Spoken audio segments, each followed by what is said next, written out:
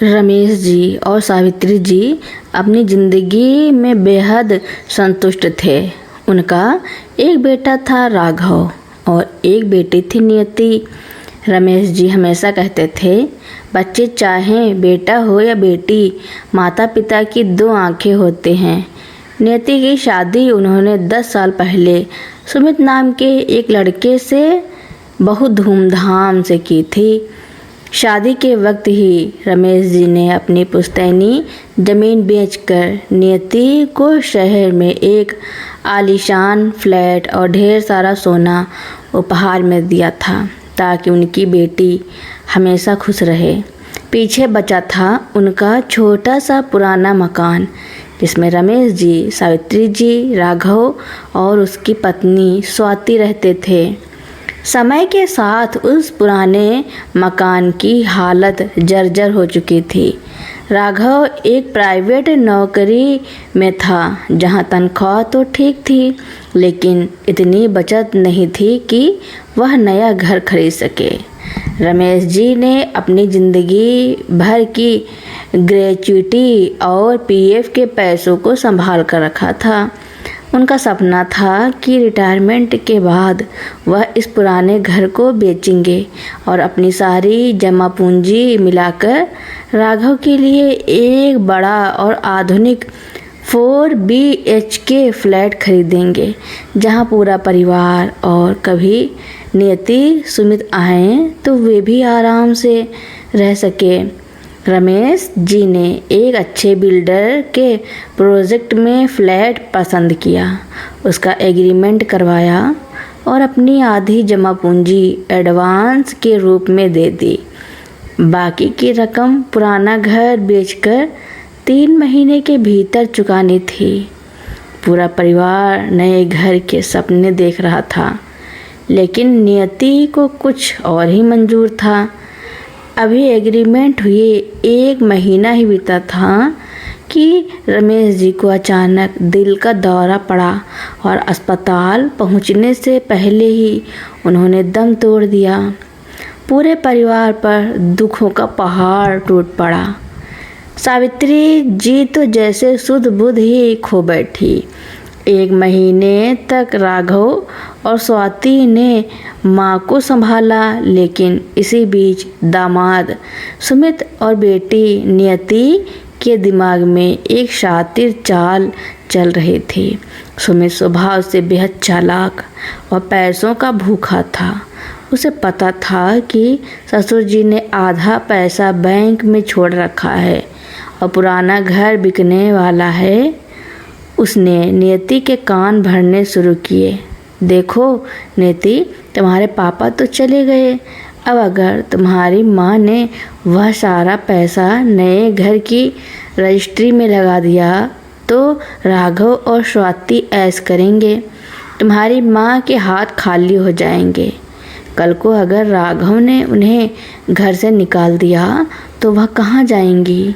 अपनी माँ को समझाओ कि वह पैसा राघव के फ्लैट में न फंसाएं। नियति भी सुमित की बातों में आ गई। दोनों रोज सावित्री जी के पास आकर बैठते और उनके दिमाग में जहर घोलते। मम्मी, दुनिया बहुत ख़राब है।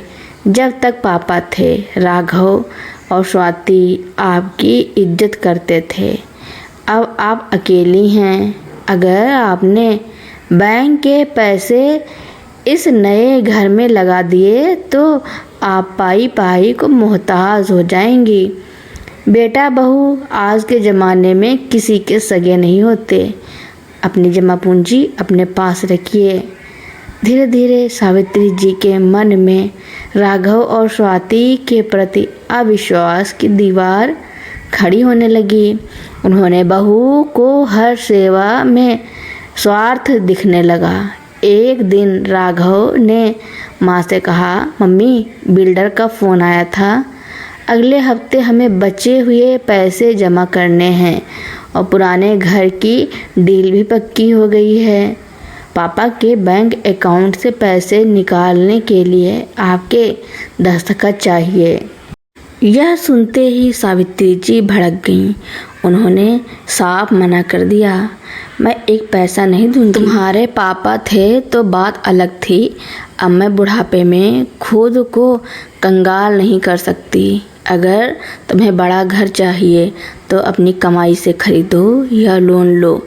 मेरे पति के पैसों पर सिर्फ तुम्हारा हक नहीं है। राघव ने समझाने की कोशिश की, मम्मी, पापा ने जो एडवांस दिया है वह डूब जाएगा। एग्रीमेंट की शर्तें सख्त हैं। लेकिन सावित्री जी ने एक न सुनी। डूबता है तो डूबने दो, मैं पैसे नहीं निकालूंगी। राघव अंदर से टूट गया। स्वाति को समझ आ गया था कि यह सब नियति और सुमित का सिखाया हुआ है। स्वाति ने राघव से कहा, पापा ने नियति दीदी को शादी में इतना कुछ दिया, तब हमने कुछ नहीं कहा। आज हमारी बारी आई तो उन्होंने मम्मी को भड़का दिया। लेकिन कोई बात नहीं, हम माँ से बहस नहीं करेंगे। जब नियति और सुमित को पता चला कि सावित्री जी ने राघव को पैसे देने से मना कर दिया है तो उन्होंने अपना अगला पत्ता खेला। नियति रोते हुए माँ के पास आई, मम्मी, मुझे आपकी बहुत चिंता होती है। राघव और स्वाति आपको ठीक से खाना भी नहीं देंगे। सुमित कह रहे थे कि पापा ने जो एडवांस दिया है वह बर्बाद क्यों होने दें। आप वह बैंक का पैसा सुमित को दे दीजिए। सुमित अपने नाम पर लोन लेकर वह फ्लैट खरीद लेगा और आप हमारे साथ उसी नए फ्लैट में ठाठ से रहना। आपकी सेवा मैं खुद करूँगी। सावित्री को लगा कि बेटी दामाद ही उनके सच्चे शुभचिंतक हैं। उन्होंने राघव और स्वाति को बिना बैंक के सारे पैसे निकाल कर सुमित को दे दिए। सुमित ने अपने नाम पर लोन कराया और उस 5 बेडरूम के आलीशान फ्लैट की रजिस्ट्री अपने नाम करवा ली। एक सुबह सावित्री जी ने राघव से कहा, मैं अब इस छोटे और टूटे घर में नहीं रहूंगी। मैं नियति और सुमित के साथ नए घर में जा रही हूँ। राघव और स्वाति अवाक रह गए। उन्हें तब पता चला कि उनके पिता का सपना और उनकी पूंजी दामाद के नाम हो चुकी है। राघव की आंखों में आंसू थे, पर उसने माँ को नहीं रोका। सावित्री जी बड़े अरमानों के साथ बेटी दामाद के घर शिफ्ट हो गई। शुरू के कुछ दिन तो बहुत अच्छे बीते, लेकिन जैसे ही सुमित को यकीन हो गया कि अब सावित्री जी के पास देने के लिए कुछ नहीं बचा है, उसके रंग बदलने लगे। नए घर में सुमित के माता पिता भी आकर रहने लगे थे। अब सावित्री जी को उस घर में एक कोने का कमरा दे दिया गया। उन्हें हर छोटी चीज़ के लिए तरसाया जाने लगा। सुमित की माँ अक्सर ताना मारती, बेटी के घर का पानी पीना भी पाप होता है। यहाँ तो समधन जी ने डेरा ही जमा लिया है। जब सावित्री जी ने नियति से शिकायत की तो नियति ने रूखे स्वर में कहा, मम्मी, सुमित हर महीने इस घर की भारी किस्त भरते हैं। वह तनाव में रहते हैं और वैसे भी यह घर सुमित के नाम पर है। उनके माता पिता का हक इस पर पहले है। आप बेकार में बात का बतंगड़ मत बनाया कीजिए। चुपचाप रहना है तो रहिए। सावित्री जी के पैरों तले जमीन खिसक गई। जिस बेटे के लिए उन्होंने अपने बेटे का हक मार दिया, वह आज ऐसी बातें कर रही थी। एक दिन जब सुमित की माँ ने उन्हें बहुत भला बुरा कहा तो सावित्री जी से रहा नहीं गया। उन्होंने कहा, यह घर मेरे पति के पैसों से बना है। इस पर सुमित ने गरजते हुए कहा, कागज़ देख लीजिए समधन जी, यह घर सुमित कुमार के नाम पर है। आपके पैसे तो सिर्फ एक मामूली मदद थे। मेरे घर में रहकर मेरी माँ पर चिल्लाने की हिम्मत मत करना। अगर इतनी अकड़ है तो अपने बेटे के पास चली जाओ। नियति ने भी सुमित का ही साथ दिया। मम्मी, आपने मेरी गृहस्थी में आग लगा दी, आप यहाँ से चली जाइए। सावित्री जी को अपनी आंखें खोलने के लिए बहुत बड़ी कीमत चुकानी पड़ी थी। वह रोती हुई अपमान का कड़वा घूंट पीकर अपने पुराने घर वापस लौट आई। जब उन्होंने कांपते हाथों से दरवाज़ा खटखटाया तो राघव ने दरवाज़ा खोला। माँ की हालत देखकर वह सब समझ गया। उसने माँ को गले से लगा लिया। सावित्री जी रोते हुए बोली, मुझे माफ़ कर दे बेटा, मैं अंधी हो गई थी। दामाद के चक्कर में मैंने अपनी ही कोख का अपमान कर दिया। वह फ्लैट सुमित ने हड़प लिया। राघव ने उनके आंसू पोंछे और कहा, मम्मी, माँ बाप से बेटा बहू कभी नाराज़ नहीं होते। संपत्ति तो हाथ का मैल है। आप वापस आ गई, हमारे लिए यही बहुत है। स्वाति ने भी दौड़कर अपनी सास के पैर छुए और उन्हें अंदर ले गई। सावित्री जी को समझ आ गया था कि बहू भले ही दूसरे घर से आती है, लेकिन वही घर को संभालती है, जबकि कपटी दामाद सिर्फ अपना फ़ायदा देखता है। तो महीने बीत गए। सावित्री जी अपने बेटे बहू के साथ उसी पुराने घर में रह रही थी। नियति और सुमित ने यह सोचकर कभी फ़ोन नहीं किया कि अब बूढ़ी औरत के पास कुछ बचा नहीं है। लेकिन एक दिन अचानक राघव के पास उसकी कंपनी से एक बहुत बड़ा ऑफ़र आया। कंपनी उसे विदेश के एक बड़े प्रोजेक्ट का हेड बना रही थी, जिसके साथ उसे एक बहुत बड़ी रकम और शहर के वीआईपी इलाके में एक आलीशान सरकारी बंगला मिलने वाला था।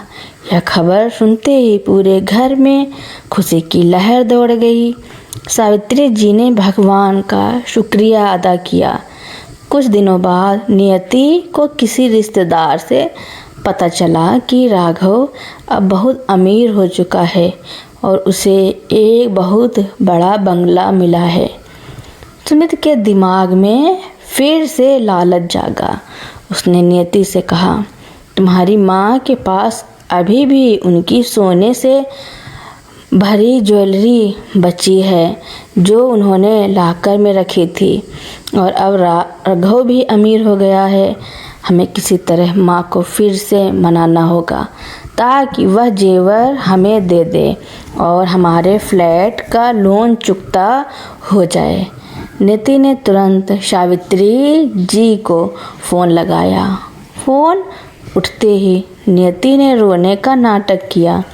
मम्मी, मैं उस दिन के लिए बहुत शर्मिंदा हूँ। सुमित भी रात दिन रोते हैं। हमें माफ़ कर दीजिए। आप हमारे पास वापस आ जाइए। हम आपके बिना नहीं रह सकते। सावित्री जी, अब वह पुरानी भोली सावित्री नहीं थी। उन्होंने ठंडे और गंभीर स्वर में कहा, नियति, रोना बंद कर। मुझे तुम्हारी और तुम्हारे पति की असलियत अच्छे से पता चल चुकी है। तुमने मुझसे मेरा पैसा छीना, मेरे पति का सपना छीना, लेकिन तुम मेरे बेटे की किस्मत नहीं छीन सकी। आज मेरा बेटा अपनी ईमानदारी की बदौलत उस मुकाम पर है जहां तुम्हारे सुमित जैसे लोग पहुंचने का सपना भी नहीं देख सकते। नियति सकपका गई। मम्मी, आप ऐसा क्यों कह रही हैं? हम तो बस।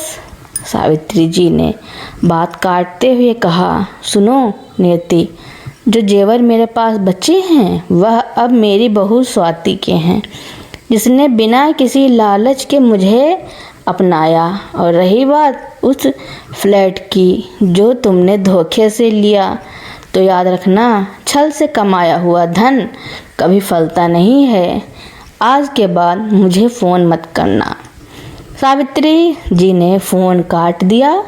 नियति और सुमित अपने लालच के जाल में खुद ही फंसकर हाथ मलते रह गए। और इधर सावित्री जी अपने सच्चे परिवार, अपने बेटे और बहू के साथ एक नए और खुशहाल जीवन की ओर बढ़ गईं।